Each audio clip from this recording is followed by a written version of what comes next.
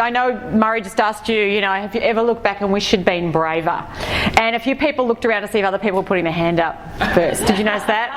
I don't put my hand up and say, I wished I'd done that in case people judge me. And you know what? The fact is, all of us are creatures who want to avoid losing face, who want to avoid looking foolish, who want to avoid failing and rejection and all of those things. And it's my experience, having, grown up on a dairy farm in rural Victoria, that the biggest thing that gets in the way of each of us creating lives we love, like Mike's, he loves his life. I've picked up on that. Thanks, Mike. And Murray, I've enjoyed listening to Murray too. I actually just said to Mike, I said, you've done half my speech. I've got nothing else to say now. Yeah. Anyway, but the biggest thing that gets in that way is fear.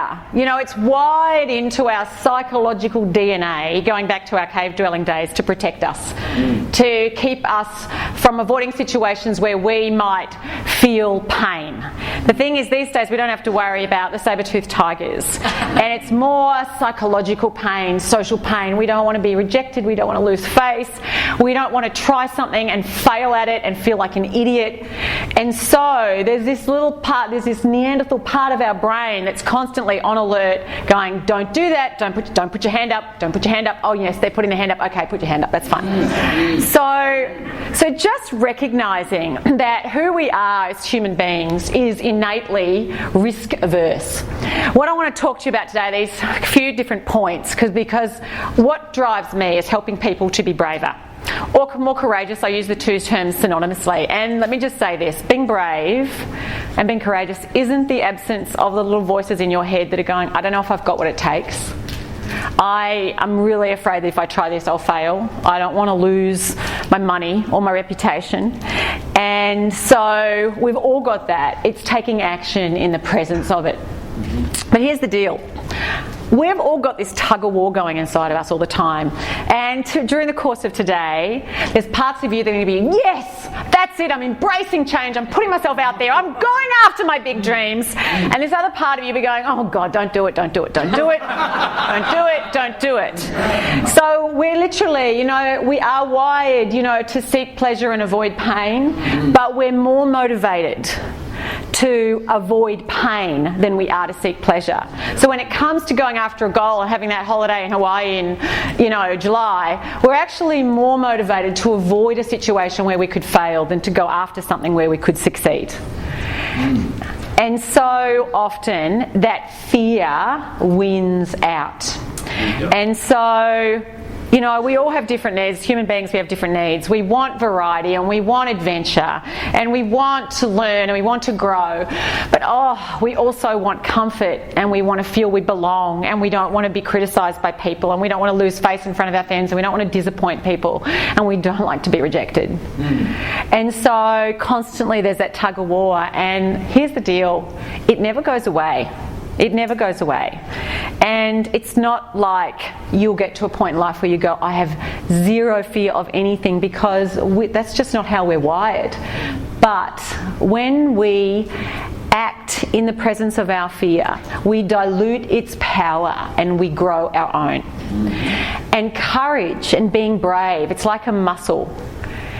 And it's like every time you go, if you haven't been to the gym for a while, you go and you kind of lift a couple of weights and you're like, oh, that's hard. Has anyone here had that where you haven't worked out for a while and it's really hard? But if you keep going, you build up muscle and you build up endurance and you get stronger. It's the same when it comes to putting yourself out there. When I say out there, outside your comfort zone, where it can be uncomfortable. And that takes being really intentional. Because unless you're intentional about choosing growth over comfort, you will take the path of least resistance. You'll take the short-term option of just choosing what's comfortable. You won't put yourself out there. You won't ask the person on a date. You won't set the big goal. You won't change the things in your life that are weighing you down, because it's hard.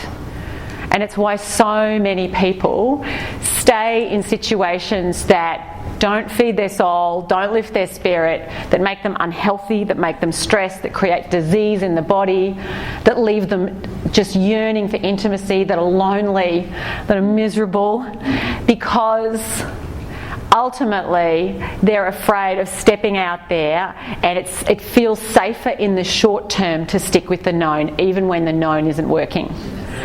I was talking to a woman just this week who was sharing with me about her marriage, and she said to me how her husband has had numerous affairs, and I said, well, do you know that he's not still having them? She said, I don't know and I don't want to know.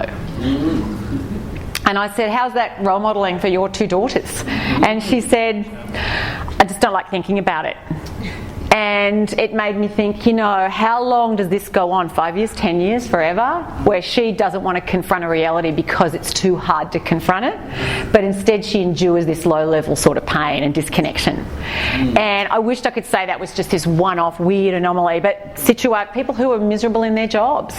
And so just being mindful as you listen to me today and you listen to the other speakers and you go back into life. Yeah, you might be all fired up after today, but life's going to pull you back and those fears are going to rear up again. It is about being so intentional and going, you know what, where is fear keeping me from doing the very thing that I need to do?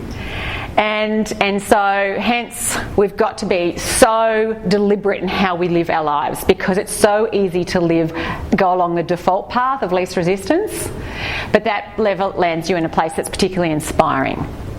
So I grew up on a farm, big sister of 7, and my dad was a dairy farmer, milked cows for 47 years. My mother was actually a nun before everyone's looking for the scandal.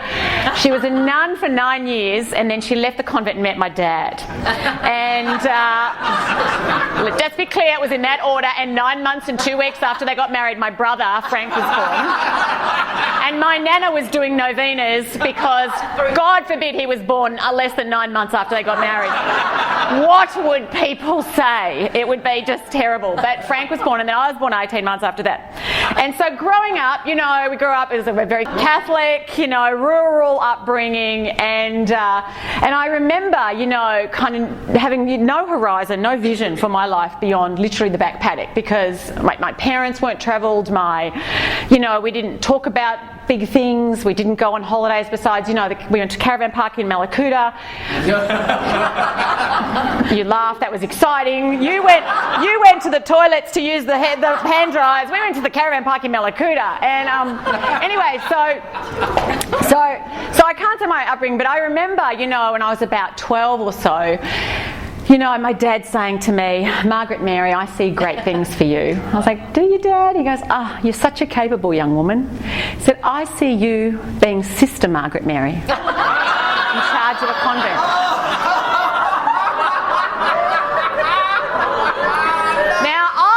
Looking for Meryl Streep, Margaret Thatcher, Princess Diana. It was right around the Princess Di time where I watched that wedding. I just wished it was me marrying him. Even though he's old and ugly, I still would have married him, to be a princess. Anyway, and then he actually said, no, I see you being Mother Margaret Mary, in charge of a whole order of convents. Well, it was years later that I came upon this photo. Now that's me, Margaret Mary, with my brother, Francis Patrick, and I realise now, with cloth nappies from my younger siblings on our head, I think they were clean, Dad was grooming us from an early age to take a vocation. Now, I did not feel called to the nunnery. I think maybe if I'd known I could have had a path to popehood, maybe I'd have gone, yeah, all right, that's worth it. But no, I wasn't going to be a damn nun, celibacy and all that stuff. Who would? God bless those who do. It just wasn't for me. Anyway, so my vision wasn't very big.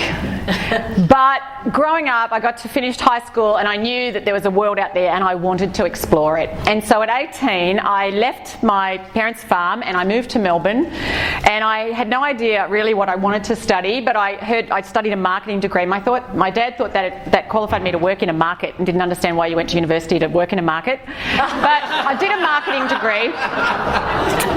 And, getting down there into Melbourne, there's these like private school rich kids and just this whole world out there. I was like, there's just so much more. By the time I finished university, I said, I want to go off and backpack around the world for a year. So the more I got out there, the more I realised there was more out there. And the more I put myself out there, then there's more out there. So my horizon kept shifting. And sometimes people go, oh, they don't know what they don't, we don't know what we don't know. But when you start moving toward whatever interests you or inspires you or excites you, and for me at that point was really kind of adventure, just to explore the world. I didn't have any particular big career goals or anything like that. But it was just to just go out and explore. We realised there's a whole world. It's like you're only living on the ground floor of a big apartment block and all you can see is one little road there. But as you go up and you be brave and you put yourself out there, you go, oh, there's this and there's this and there's this and there's this. And you see more is possible. And so in order for us to go and do that, we have to be willing to lean toward risk. And when I talk about risk, I'm not talking about financial risk, though sometimes that is the risk we need to take. But I'm actually talking about psychological risk, emotional risk. Being willing to lay our vulnerability on the line. I interviewed Ita Buttrose for my second book, Stop Playing Safe. And I remember talking to her about her career. And she said, you've got to be willing to lay your reputation on the line. Now, she came up with the first nude naked male centrefold in Australia with Clear magazine. Jack Thompson, I don't ever want to look at it. But, that was a gutsy, bold move, Ultimately, the magazine folded. Yes. Probably for various reasons that are very valid. But the point is that if you're not putting yourself out there and laying your vulnerability on the line and your reputation on the line and just putting it what it is that you value, like that sense of safety and security, then you're never going to know what it is you could do.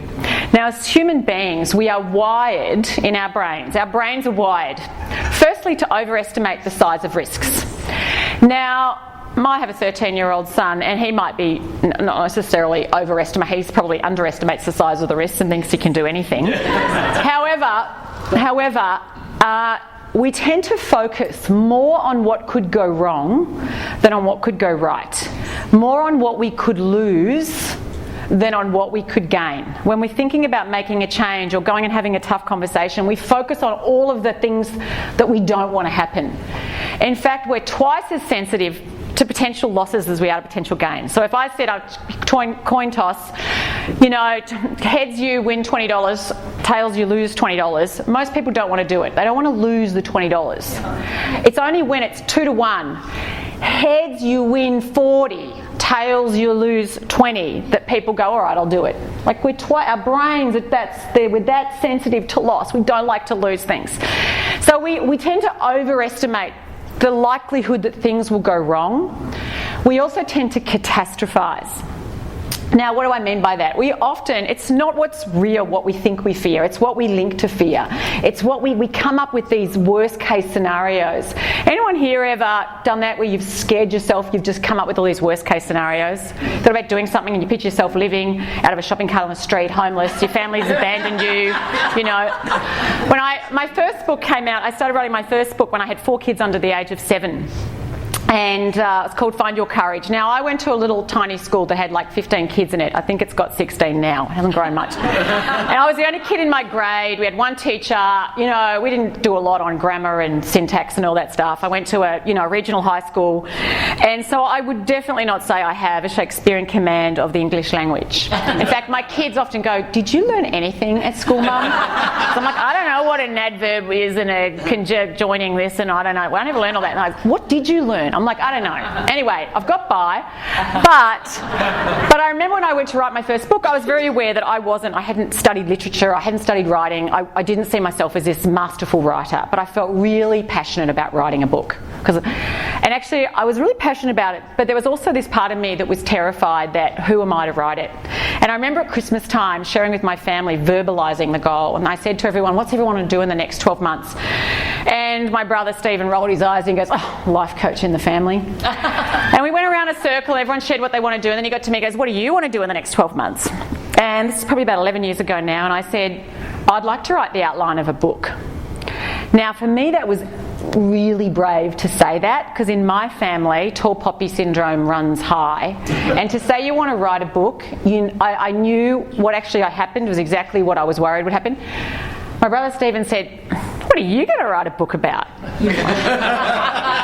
My family's big cheerleaders. Like, they're like, you write a book. They're like, what the hell do you have to say? I mean, who do you think you are? You're getting up yourself. I mean, in my family, being called up yourself was more of an insult. I mean, for me, growing up, than to be told you were evil and didn't have, it was just, don't be up yourself. So to say I was going to write a book was very like, who do you think you are? Getting too big for yourself. I was living in America. You're getting in America. You think you're all getting all. Anyway, so I started writing this book, and once I got started, I every kids' nap times and everything, I'd write, and I was really passionate, and it just flowed out of me. And I self-published it, and then I kind of schlepped it off to little talks everywhere, and I sold a couple thousand copies, and I sent it off to all the big publishing houses in New York, and I got one rejection letter after another, and I was feeling a bit dejected, and I was like, I really feel like this book would be good. I've got good feedback, but none of the big publishing houses want to publish it.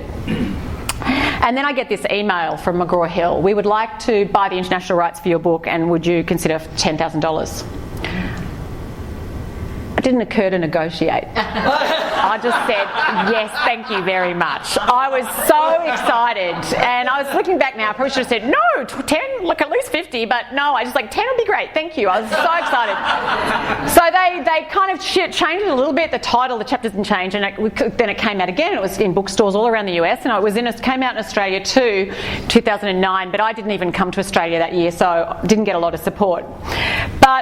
But I remember as it was going to come out, waking up in the middle of the night with this vision, this nightmare of me on the front page of the New York Times, and the byline was world's worst author. Now, Donald Trump will tell you any publicity is good publicity. And I was obviously just so scared of being judged as not being a good writer. As my book was going to be shared, I really was I'm not a good writer, and I felt so vulnerable. But in the end, we have to just really, in those catastrophic images, most of the things we're afraid of never happen. As Mark Twain once said, I've known many troubles in my life, most of them never happened. Yeah. We worry, and Mike just shared that, we worry, as did Murray, we worry about all these things going wrong, and actually they don't go wrong. But we scare ourselves back into paralysis.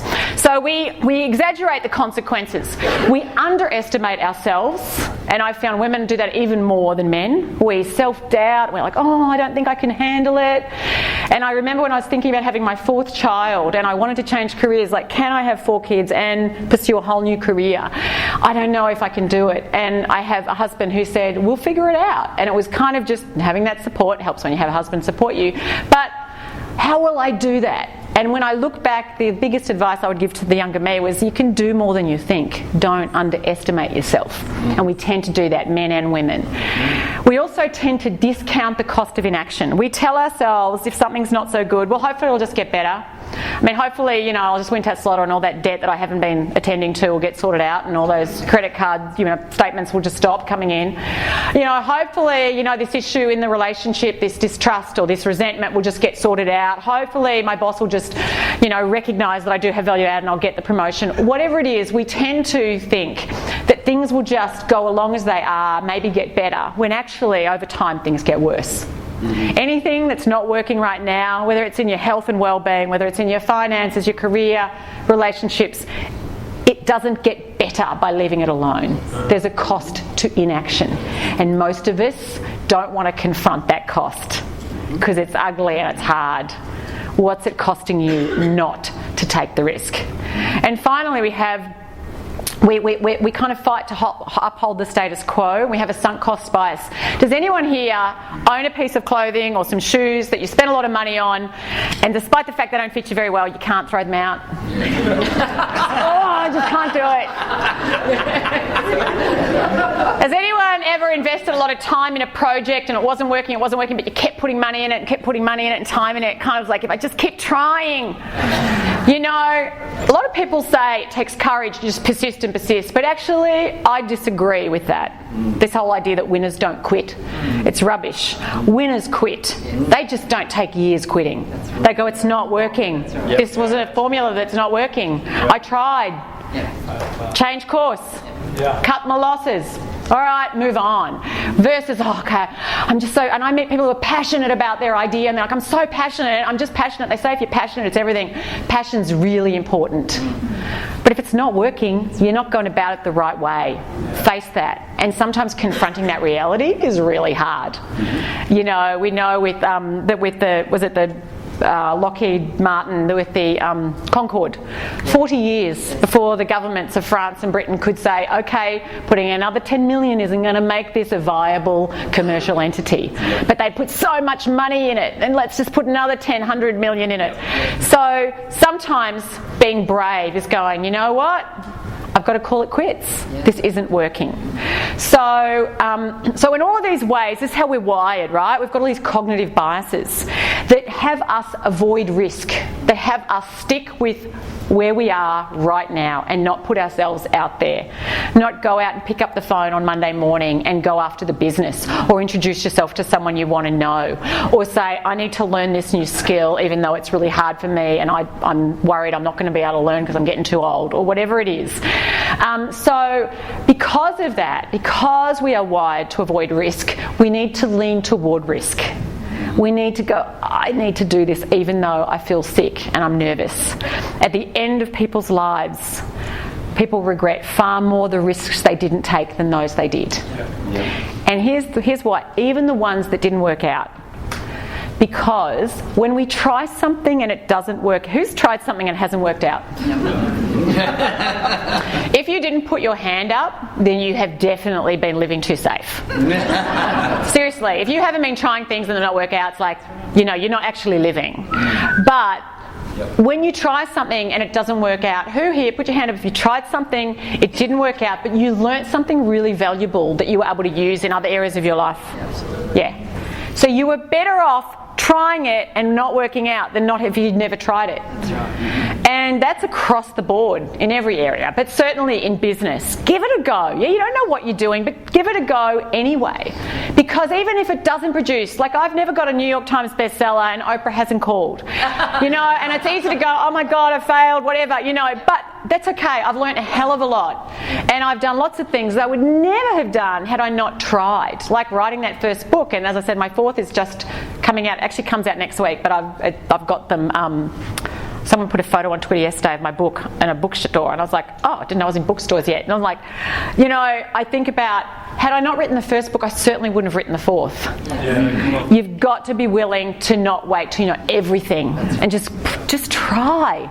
So sometimes lower the bar, you know, people raise your bar, but sometimes lower your bar. Don't feel like you have to be masterful or you have to have the most brilliant strategic plan or you have know every step of the way. I mean, listen to what Mike said. He had no bloody idea. He had nothing. He was clueless. He just thought, oh, sounds like a good idea and let's just give it a go. And by giving it a go, he figured out and now he knows a whole lot that he doesn't know, includes a whole lot of people. But what if he had said, I don't know enough. I don't have a strategic plan, I don't know marketing, I don't know sales, I don't actually know computers, I don't know any person. He wouldn't have been up here. It would be a very different life story. So just with that in mind, I want to share with you this little story here. This is my third child, Ben, who is turning 13. I said, Ben, what do you want for your 13th birthday? He's a pretty safe bet, Ben. He likes his Xbox, not much else. I was like, Xbox game? Safe question. He goes, oh, I'd like to go skydiving, Mum. It's like,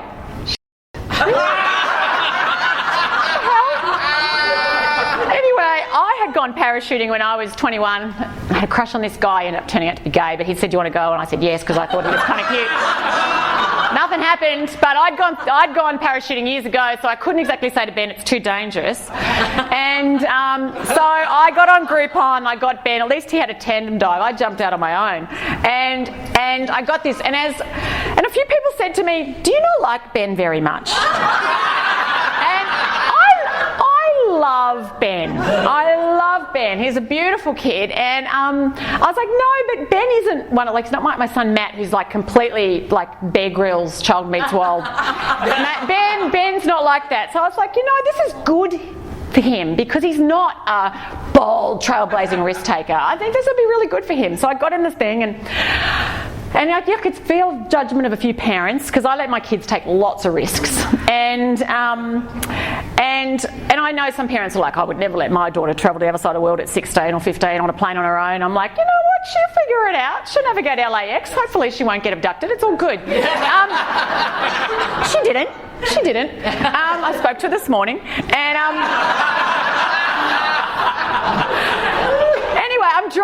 Ben to the drop-off point. And I'm driving along, and all of a sudden, my brain goes to what could go wrong versus what could go right, versus what I could lose versus what he could gain. And all of a sudden, I'm like, this vision pops in of what it could look like for a person's chute not to open and them to go, right? And all of a sudden I was like, ugh. So I'm driving along, Ben's next to me in the car, and I'm like, so Ben, are you nervous at all? And he looks at me and goes, well, I wasn't.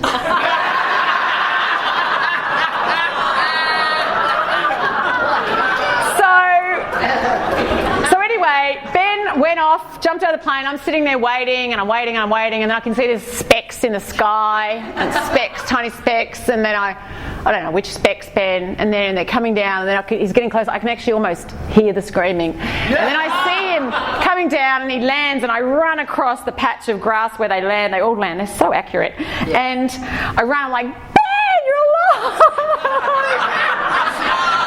People won't judge me as a terrible parent now.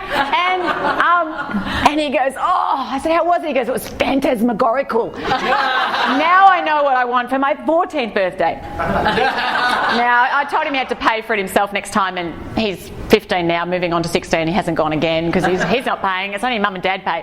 But I share that with you because so often we let our fear of what could go wrong, splat, keep us from doing what it is that could actually help us live bigger lives. Yes. And as parents, the same applies. And in fact, who here's got kids that are under 20? We want to protect our kids. It's wired into us, protect your kids, protect your kids, protect your kids. But if we protect them too much, they never learn to discern risk for themselves. They can't tell that guy's really seedy and that one's fine. They don't trust anyone. All strangers are bad. It's like, no, some strangers are really good people. In fact, most strangers are great people. Yeah. So how do they ever get their radar working on life if we don't give them a chance to go out there and ride your bike out there and, I don't know where you are, but let me know. Okay, so I just can't overemphasize enough that you have to embrace discomfort as a prerequisite for your own happiness and success. And if you're not feeling uncomfortable often, then you aren't learning and growing and even creating opportunities for you to have access to what it is you want. You've got to create your own luck, right? And it's easy to go look back now and I go, oh, okay, yeah, I've had some luck, but I'm like, no, actually I've worked really freaking hard and I've put myself out there a lot and often it hasn't worked out, but eventually it's like the ripple effect. You do it often enough and you do generate the opportunities. But who are you? And when do people think about you, what do they think of? Do they think of someone who's a go-getter, who wants to create stuff? Do they know what you even want? Which brings me up to this point. Oh, sorry, it's reformatted the size of these for the set your compass, that says. And do people know what you want? Do you even know what you want? And a lot of people don't know what they want. Do you know... Murray was talking, he went through all the segments of the Wheel of Fortune. I thought that was a great name. I like that. I call Wheel of Life. I'm like, I'm going to use Wheel of Fortune. Good fortune. Yeah. But do you know what you want in your health and well-being? How do you want to feel 10 years from now? How do you want to look? What do you want your bank balance to look like? Where do you want to be travelling? What holidays do you want to have? Having a bucket list. What kind of work do you want to be doing? Who do you want to be doing it with? When people think of you, what do you want people to say? What do you want to stand for? And so often people meander along and they don't really know where they're going, they don't know where they stand for, and it's like if you don't know where you're going, you might end up over there and you might like it. So yes, do you always know specifically what you want? No. But when you at least go, I want to move in this direction. I know for me it was like, I want to change careers. I don't want to work in marketing anymore. And I went back in my late 20s and studied psychology. And I didn't know quite where it was going. I read The Road Less Travelled by Scott Peck. Anyone read that book? Yep. Okay. And I was just like, and then I found Wayne Dyer and I was like, I just want to work in this arena. And I don't even know where it's going, but there was certainly coaching, if it did exist, I hadn't heard of it back then. But I just knew there was a direction I wanted to go. And so just moving in that direction, then you learn more about what you want, what you don't want. But set your compass on something and do that in every area of your life. Because any area of your life where you don't have an idea of what you want is an area like a ship adrift at sea.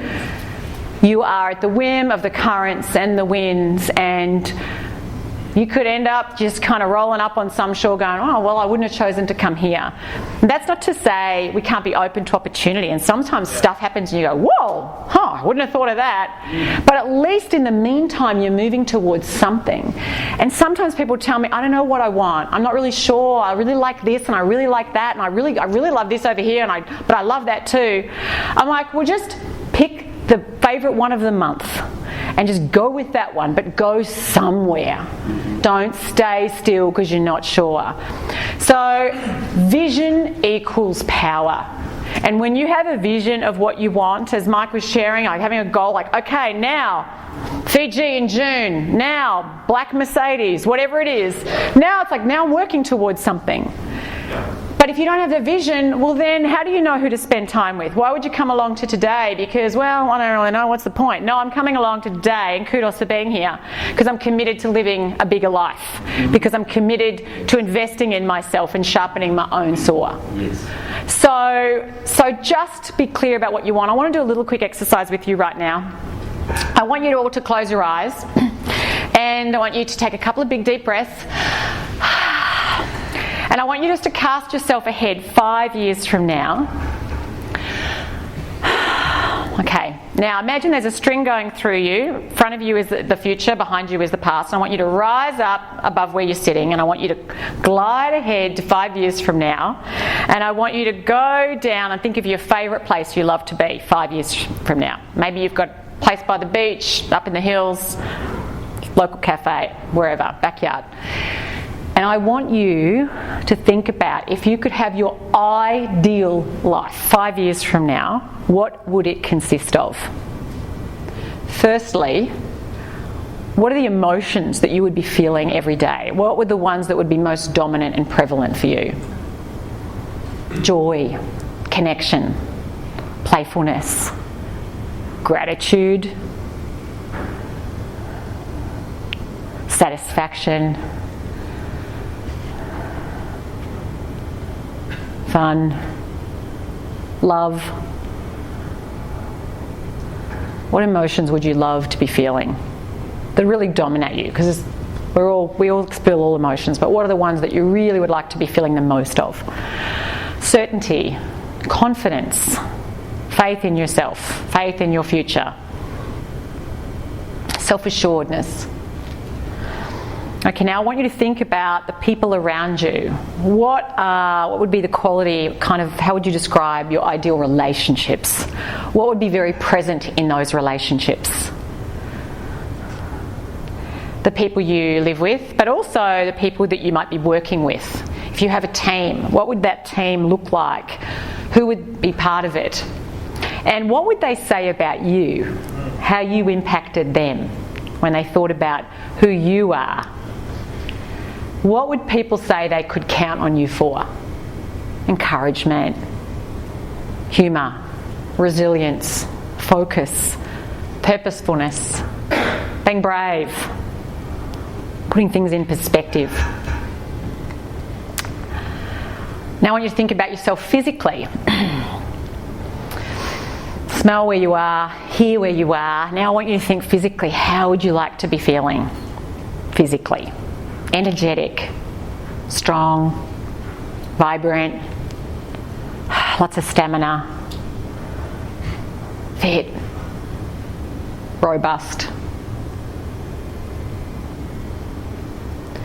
Now, what is it that you would be focused on every day in terms of the kind of things that you'd be working on? If you could work on your ultimate sort of projects or on your ultimate business or what would that be?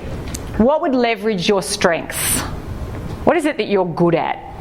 What is it that you love to do? You love to do it so much, whether you paid for it or not, you just love to do it. And what is it that also ties in with what you're passionate about, that you care about? And that what contributes to others, that in some way makes the world a better place for other people too. Not just about you looking after yourself and your direct needs, but how it actually contributes to others in some way. Okay, now I want you just to kind of clench your fist and anchor that in, just connect with that vision, got it? Now I want you to come back on your timeline to the end of this year. December 31st, where are you going to be? Where do you spend your New Year's Eve? So where would you like to be? I want you to think about what you would have done between now and the end of the year that would have moved you in that direction. It's 9 months away. What would you have accomplished between now and the end of the year that takes you there?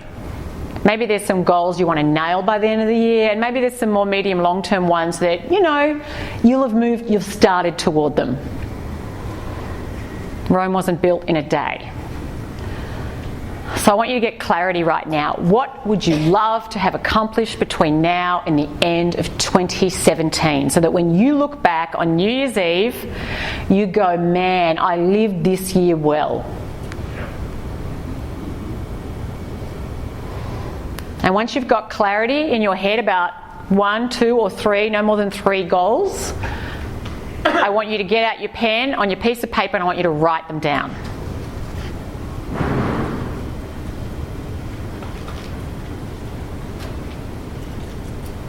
Okay, about 10 more seconds and we'll move on. And you can finish this off later. I also encourage you, but I don't want to take the time to do it now, to really get that vision down on paper too. Like, what is a vision? And put it on paper, because the very act of writing is really powerful. And a shameless plug for my new book, I actually created it. I started running retreats and day programs last year, and I thought I really wanted a book that people could write in it versus just my other books where you can write in it but there's not space to write in it. And so I have, that's what Make Your Mark is. It's a guidebook with lots of questions and space to kind of write your vision and write your goals, because I think it's so important to do. You don't need a book to do it, you can just do it, but it's so important to write it down. So what does it take then to get moving toward the goals? Well, it takes action. What gets in the way of action beyond fear is the little stories that you tell yourself about what you can do and what you can't do. And the thing is, whether you think you can or you think you can't, you know how it goes. You'll be right. That reticular activating system isn't just about black Mercedes. If you think you can't do something, you'll find lots of evidence to support why you can't do it. And if you absolutely know you can, you haven't figured it out yet, but you know you can, you'll find a way. But we are wired with this confirmation bias that looks around for evidence that confirms our way of seeing things. We hang out with other people that tend to confirm our way of seeing things. That's why it's really important that you hang out with people, like the people in this room today, who when you go, I don't know if I can, I'm too busy, I don't have time. I'm just not a morning person. I'm just not very good with people. I just don't do technology very well. All those stories. Yeah. I'm just label. I can't because excuse. That they go, hey, BS. You know what? Friends, really good friends, call you out sometimes. Not always. They're not constantly calling you out. They can say nice things to you as well. But they call you out and they go, yeah, you can do that. So our stories, what we tell ourselves, our stories either expand what's possible for us or they shrink it. I grew up with my dad. He used to say I was a bumblefoot, and because I was kind of unco, and I was kind of unco, it's true, but when I lived in America, and then I joined this boot camp, and we started running more, and then I realised one day I'd went in this run, I was like, I ran 8 kilometres. And then I did this cherry blossom 10-mile run, then I realised I just ran 17 kilometres. And I crossed the finish line of that 17-kilometre run, and I fell over crying. You would have thought I'd won the Boston Marathon. I was waiting for the cameras to take my photo. There's 25,000 other people. I probably came in number 5,000, but I just thought, oh my God, I just ran 17. And so then I was like, and I've now run half marathons, and I'm saving a marathon for my 50th because I only want to do one. Now, I don't love running, and I don't think, anyone who's a serious runner would ever be threatened by my running skills. But I share that because I grew up, and I used to tell people I can't run. Like, my legs, they're really kind of not very muscular. They just weren't made for running, and I just can't run. I'm like, Does that sound ridiculous to you? Yeah, I know it does. No one ever told me that was ridiculous, but that was ridiculous. But I hear people being ridiculous all the time. I was talking to someone the other day and they said, oh no, I can't go out. They wanted to do more exercise. I'm like, why don't you just go for a walk near your place? She goes, oh, it's just too dangerous. And I know where they live. They live in a suburb called Dingley in Melbourne. And you know what? I mean, it's not Harlem. You know, it's like you can go walking. And I was like, I said, I go running in the dark most mornings. I didn't this morning. I just managed to get out, just get to the airport. But most mornings I get up and I go running, and it is quite black. It's quite dark, and I guess there could be people hiding behind trees who may want to, But so far, no luck. It hasn't happened. So all I'm sharing is that we come up with excuses and stories that actually keep us from even taking action. And so your stories that you tell yourself about why you can't achieve those goals or achieve that vision, it's just a story. It's not the truth. You don't see the world as it is. You see it as you are. Say that one more time. You don't see the world as it is. You see it through your eyes. And the people you hang out with, which I'll get onto in a minute, they shape how you see the world. And if everyone you hang out with has no money and is really overweight and never goes and does any exercise, you're going to feel pretty good about yourself hanging out with those people if you don't do any. If you hang out with people who are really fit. And I remember when I joined that boot camp, there's all these women who are well in their 50s, some of them were in their early 60s, and they were fitter than me. And I was like, it's truth. It was so empowering to go, who says once you hit 40 it's all downhill? That's just rubbish. We buy into these beliefs about what we are, what old age is, what aging is. We buy into these beliefs like, oh, I'm too old now. People go, oh, I'm too old to start a business. I should have done it years ago. No, you're not. I don't care that you're 52 or you're 62 or you're freaking 82. If you've got a vision and it excites you, start it, do it. So just be mindful of where you sell yourself so short because you tell yourself stuff and it's not true. That's not to say some people have got gifts and strengths that you mightn't have. They mightn't be yours. But be very careful of where you limit even moving forward because you tell yourself a story.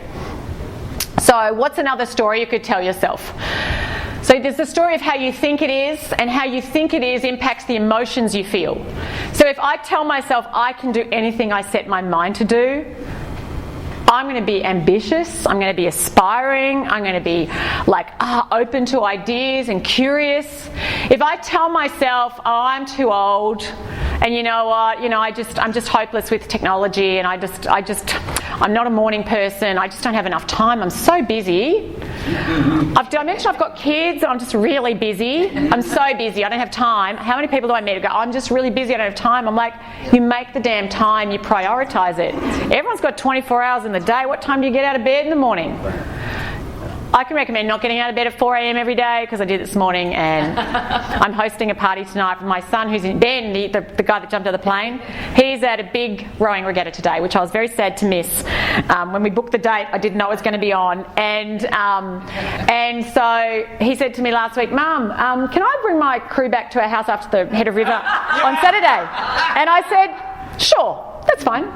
And then on Thursday night he said, oh, no one else has offered the other crews to go to anyone else's house. Can I have all the crews back to our house? I was like, so that's 27 boys? He goes, yeah, just 27. I was like, just 27. My husband looks at me and goes, you didn't even tell me that we're having 9 kids back on Saturday night. I was like, yeah, sorry, I forgot. Anyway, so we have 27 15-year-olds strapping rowers coming to our house tonight. And I was thinking I could say, oh no, I'm too tired, because I meet a lot of parents go, oh no, well we're really busy, we can't host things. I'm like, yeah, you can host things.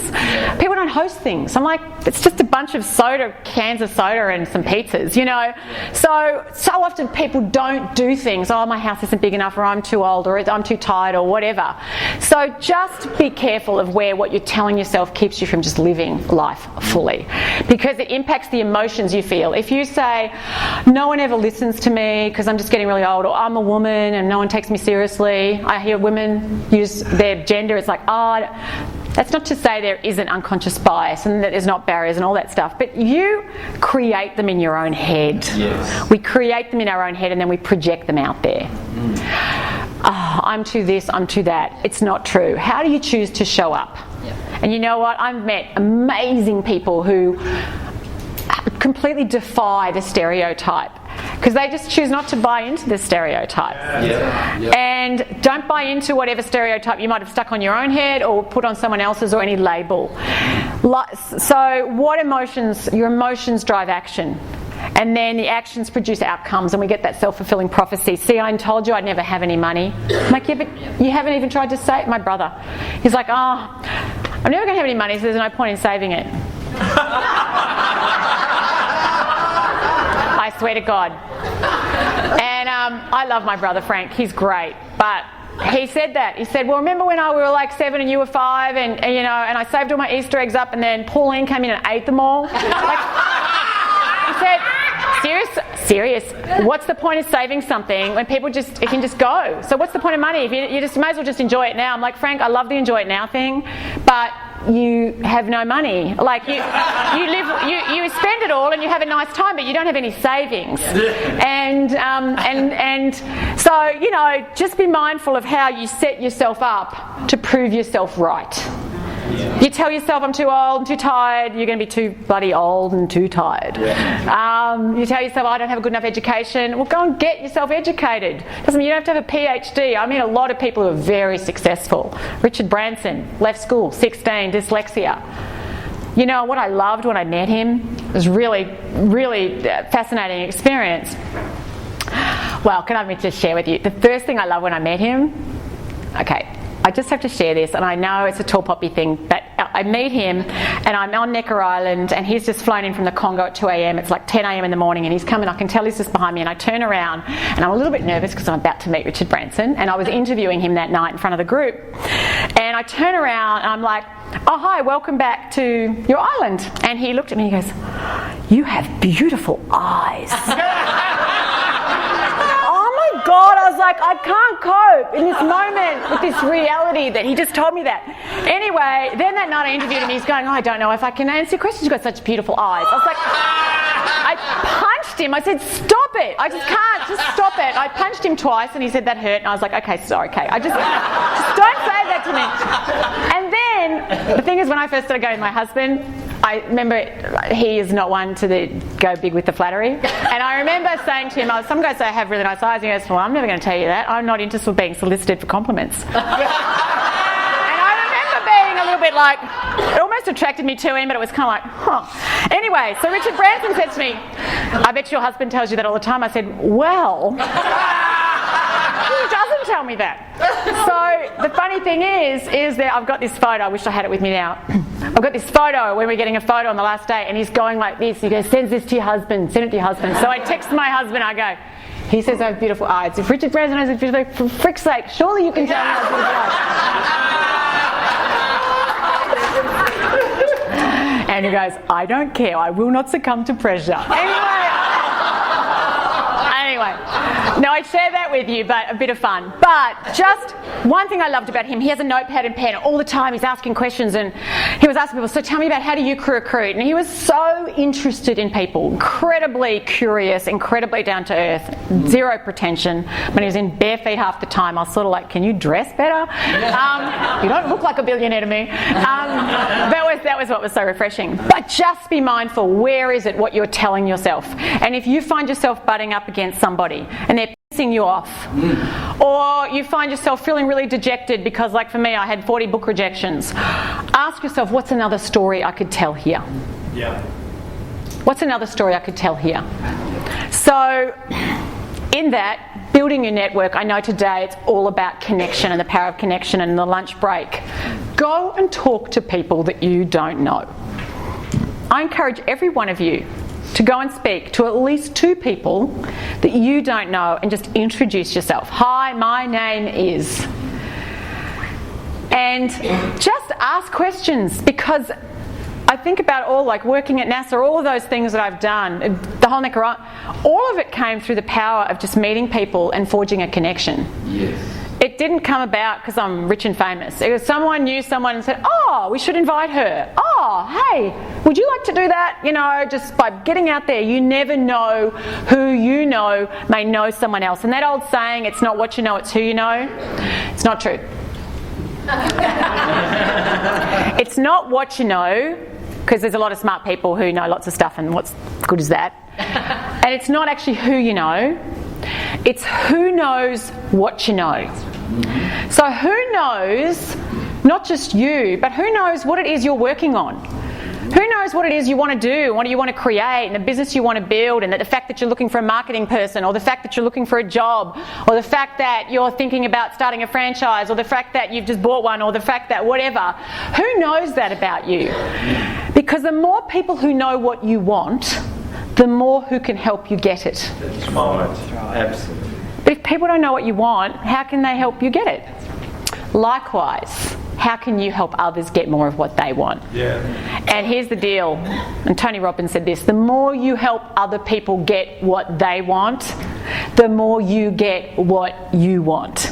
So as you talk to people today, this isn't about what you can get. Oh, I'd like to drum up some business. No, this is about what you can give. What are you working on? What do you need right now? What are your problems? What is it you'd like to be doing? You know what, I got to say, I get such a thrill when I can do that. Like, I'm like, I don't know if I can help you, but I think this person here might be able to help you. Let me connect you to them. You never know what gets created out of that. And, it's amazing the opportunities that you can create, the luck that you can create when you just get out there and forge those connections. Your network is your net worth, and your relationships are the currency of influence. And when I say influence, I'm talking about your ability to influence creating the outcomes you want for yourself and for others. And my son actually is going off to do an internship. He's to Washington DC, and through just my networks I ended up working with the President of the United Nations Foundation, and she's a friend and she's been a client, and I've worked with them, and Lachlan is really interested in social justice. I'm like, I actually met with Kathy, and she said if your kids ever want to do an internship here they can, because she likes me. So Lachlan is benefiting from that, and he's going off to do an internship at the United Nations Foundation in Washington DC. And I said to Lachlan, I had zero network. My parents knew no one but dairy farmers and the local priest. I love that I can open up this door for you. I just want you not to take it for granted how lucky it is that I know people. Because I would love to have had a parent who knew people, and I didn't. So I love that I can give that for my kids, and I love doing it for anyone. But who can you open a door for? Who can you give an opportunity to? So build trust in every encounter. Let people know you care about them, that you're a person of your word, that you can be counted on. And you watch, that will come back on you. And finally, fail fast and fall forward. I talked about that earlier with that sunk cost bias. The fact is, if you're being brave and you're putting yourself out there, you're going to fail at stuff.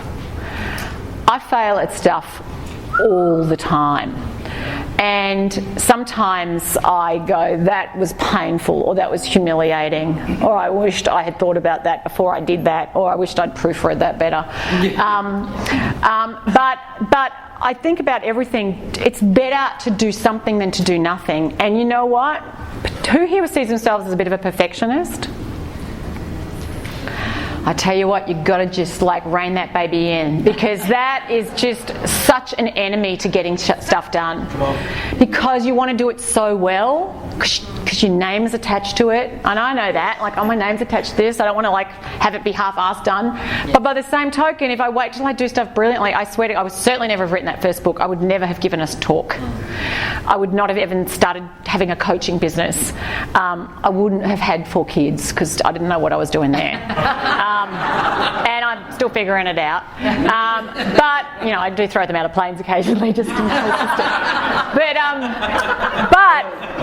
But just try lots of things. Be constantly trying things. Don't be waiting until you know everything. Don't wait till you've got a perfect plan. Just get out and get started, because the very process of getting out and getting started helps you build momentum, and you learn stuff as you go along. I got to interview Bill Marriott last year, who was the founder. His father founded a little restaurant chain, but he really built up Marriott Hotels, which is now the biggest hotel chain in the world. And I was invited into their corporate head office in the US to interview him, and he's 86 or something. He's quite old now. He's no longer the CEO, he's the chairman. And I said to him, at your point in life, I assume you have a lot of confidence in yourself, And he goes, oh no. He said, I question and doubt myself all the time. And he said, but you don't learn by waiting till you've figured it all out. You learn by doing, by making mistakes, and then going forward, and now you know better from those mistakes. But he said, there's been lots of mistakes, and he said, you've got to give yourself permission to make mistakes. So I'd love to ask you, as you think about the goals you wrote down, if you gave yourself permission to make more mistakes, if you gave yourself permission to not know what you were doing before you started, what would you start doing?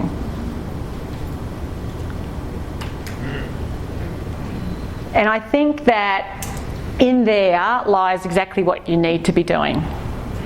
Because, you know, sometimes we know exactly what to do, but sometimes people think they know what to do, and actually it doesn't work. And so you've got to be careful by thinking, oh, I know exactly what to do. I've seen a lot of people who think they know exactly what to do fall very flat on their faces. So don't ever assume you know everything. I'd like you all just to fold your arms right now. And I'd like you to look at the people beside you as you fold your arms with your arms folded. And I just want you to do, it's a very simple exercise. Doesn't require a lot of IQ, which is good, because I'm looking out. No. And I want you just to fold your... Poor lady, pregnant. When are you due? 4 weeks. Oh. I remember those days.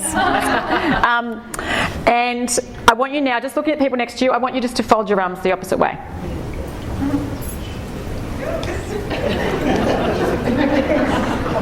Who had a hard time doing that? For God's sake, it wasn't very hard. Put your hand up if you had a hard time and you were like... Yeah. You know, we are creatures of habit. We have habitual ways of doing things. So when it comes to how you fold your arms, it doesn't matter very much, really. I mean, seriously, if you maybe got back problems, it might be an issue, but it doesn't matter very much. But you have habitual ways of engaging with the world, of perceiving the world. You have habitual stories you tell yourself. When you're not included, you go, it's because they don't like me. Or you have habitual ways of dealing with stress. Some of us get really uptight and we get, some of us get really task focused and we turn into a type A busy beaver. Other people withdraw and just sort of chill back.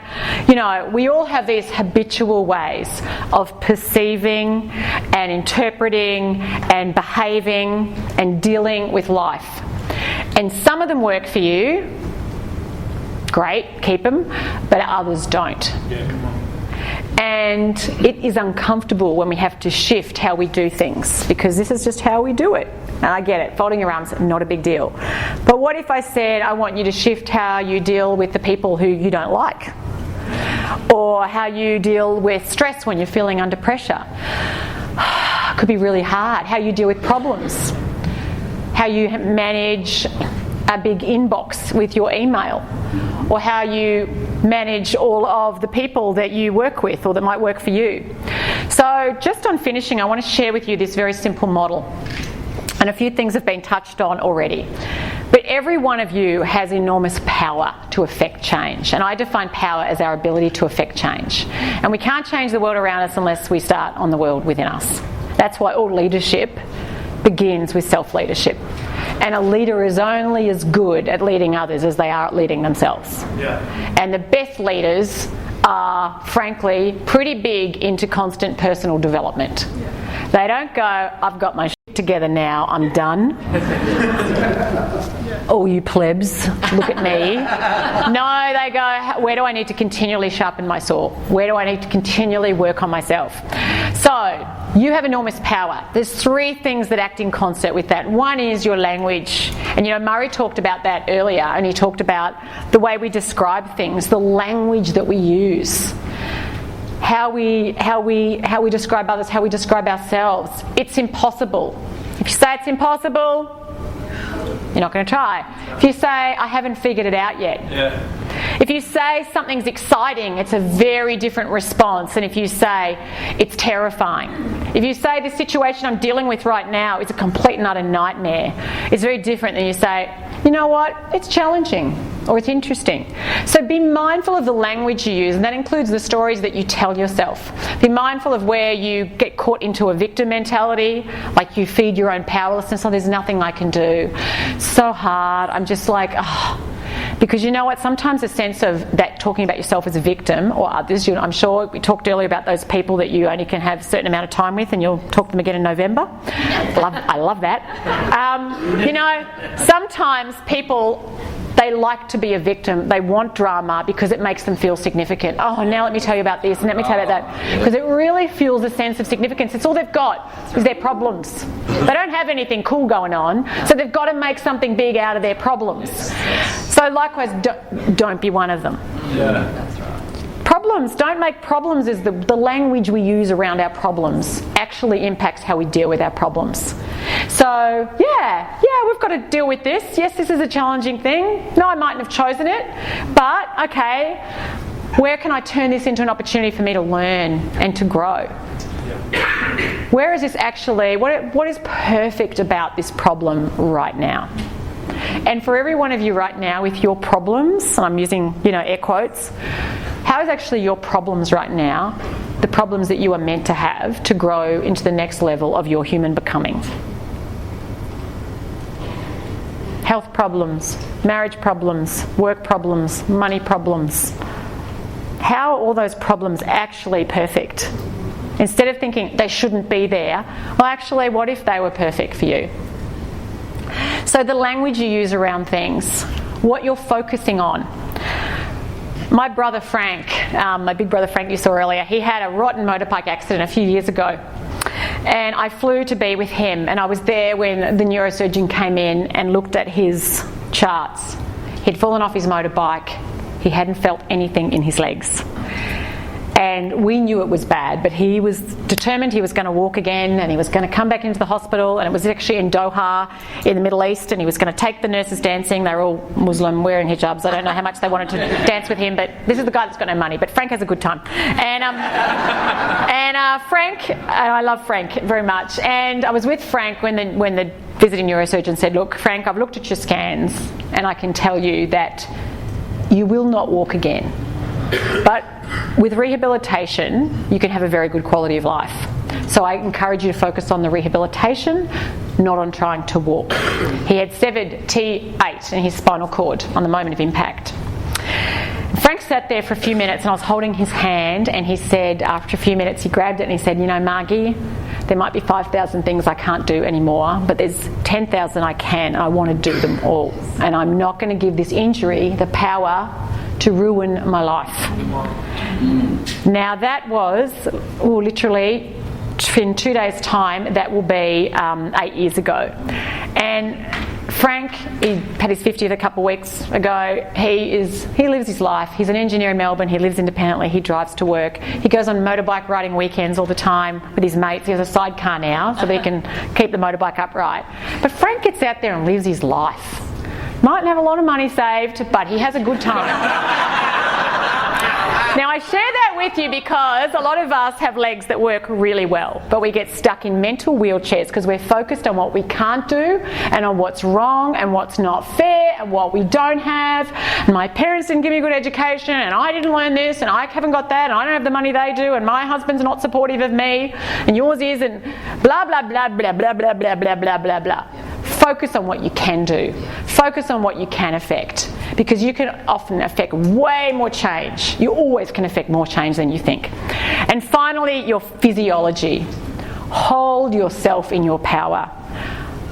The expression you wear on your face. When you look at people, what do they see? Resting bitch face?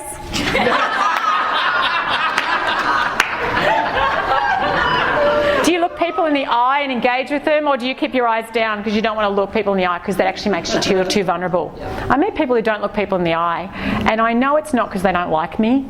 It's because it makes them vulnerable to look other people in the eye. So look people in the eye and smile at people even if you don't know them. And hold yourself as a person who holds yourself in your power, who can do anything that you set your mind to, who can handle any size challenge, who is a confident person, who is a brave person. Do not wait to feel brave and confident before you start acting like it, because your desire for safety is always going to pull against your desire for growth. So you have to continually go, what am I focusing on? What am I telling myself? How am I holding myself? Heck, you know, if I waited until I felt really confident to get up on a stage and speak, I would never get up on a stage and speak. It's like, okay, get up. And when I get up and I do it, like today, I get going. Because sometimes I'm like, I can't even think about what I'm about to say. I'm like, people go, what are you going to talk about? I'm like, I don't even remember. And then I get up, and you can tell I could probably talk all day. In fact, at my Live Brave day, I do talk and facilitate all day.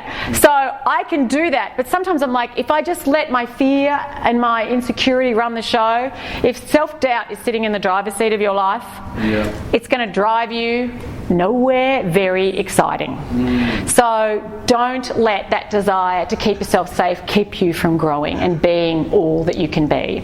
And as a free little gift to you, I want to just share with you that I have a Train the Brave program. So every day for 10 days, if you want to do this, go to trainthebrave.com and put in the password courage, and that will get an email from me every day for 10 days with a video of a different way that you can be brave in your life.